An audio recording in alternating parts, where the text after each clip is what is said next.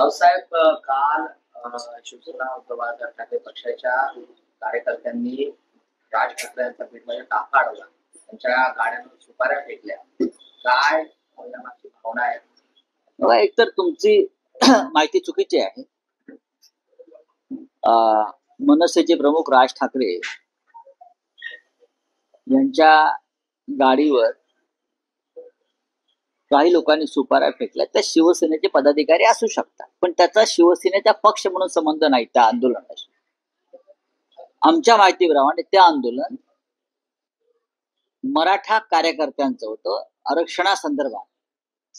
सध्या महाराष्ट्रात, विशेषतः मराठवाड्यात आणि बीडमध्ये जे आंदोलन सुरू आहे त्यात राज ठाकरे यांनी आरक्षणासंदर्भात एक वक्तव्य केलं आणि त्या वक्तव्यानंतर सर्वच पक्षातले तरुण मराठा कार्यकर्त्यांनी निषेध व्यक्त केला. सगळ्याच पक्षात मनसेचेही लोक असू शकतात, कारण हे जे आंदोलन आहे मराठा आरक्षणासंदर्भात हे पक्षविरहित आहे. जेव्हा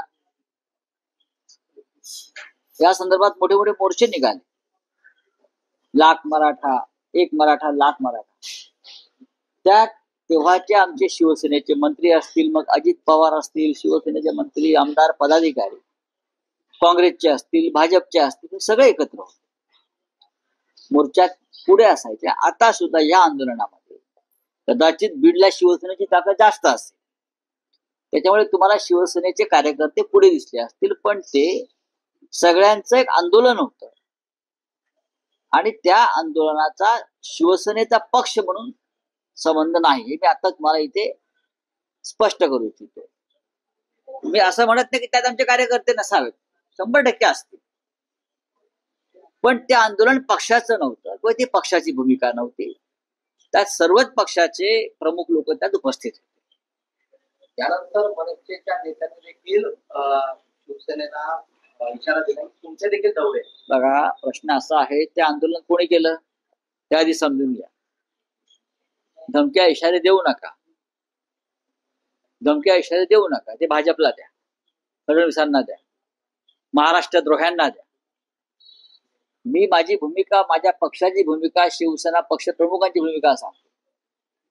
जे घडलं बीडमध्ये, जे राज ठाकरे यांच्या गाडीवरच्या सुपाऱ्या टाकल्या असं म्हणतात, तेव्हा आम्ही दिल्लीत होतो, सगळे आम्ही माहिती घेतली. तेव्हा त्या आंदोलन ते पक्षाचं आंदोलन असं म्हणून आम्हाला त्याचं स्वीकार करता येणार नाही. राजकारणामध्ये ही लोकशाही आहे.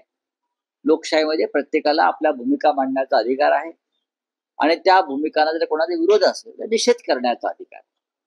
निषेधाच्या पद्धती वेगळ्या असतात. महाराष्ट्रातलं वातावरण ज्या पद्धतीने बिघडलं जातंय किंवा बिघडवलं जात आहे ते पाहता भविष्यामध्ये सर्वच राजकीय पक्षांनी या विषयावर संयम पाळणं गरजेचं आहे. महाराष्ट्रातील ताज्या बातम्यांसाठी बघत रहा टाइम्स टुडे टीव्ही. सोबतच शेअर करा, सबस्क्राईब करा आणि बेल आयकॉन प्रेस करा.